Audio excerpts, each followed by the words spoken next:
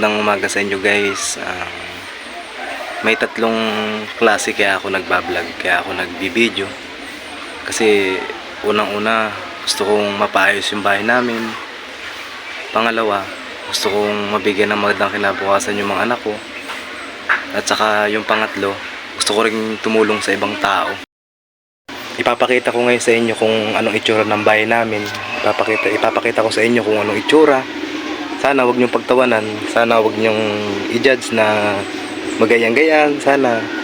Yun lang ano ko, kasi hindi ko masyado mapagawa dahil nga dami ko kasi nag-aaral yung anak ko, nababayad ng mga utang, saka hindi sumasapat din yung sahod ko na sa, malit lang sa Maynila. Thank you guys. Gusto kong sana matulungan ng kahit paano ng mga vlogger na medyo malaki na, mataas na. Sana makaabot ito sa lahat. Thank you. Yan po, tinukuran ko na lang siya. Wala kasi ang dingding, wala rin siyang pinto, kaya nahihirapan po ako kung paano mapaayos. Ayan po, tinukuran ko na. Hindi naman sumasapat yung sahod ko kasi nag-aaral yung anak ko. May mga tustusin ako sa pamilya ko, may pambili na yung pagkain. Kaya wala akong na pambili man lang ng materialis sa bahay namin. Wala po siyang dingding.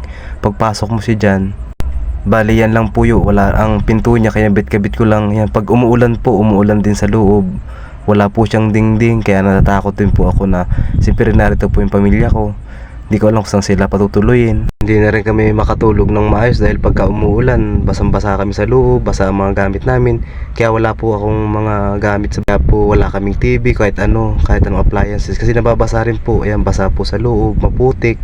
Yan lang po yung mga gamit ko, kung ano lang po yung nakikita nyo, yan lang po yung gamit ko.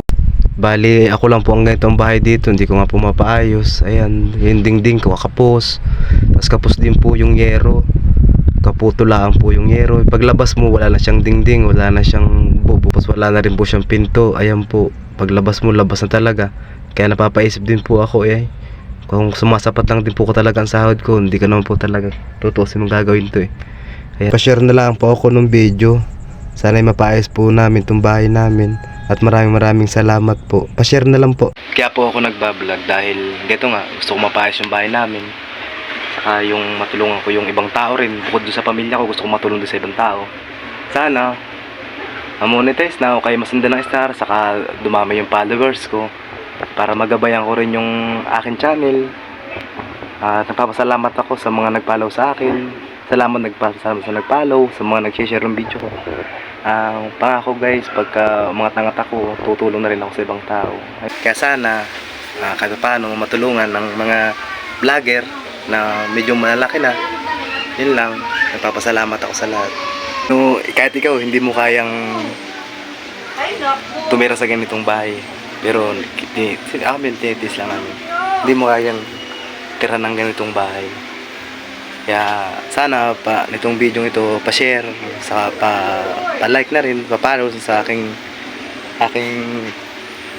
channel, sa aking Facebook page. Pa-share na lang ako ng video na makarating sa akin.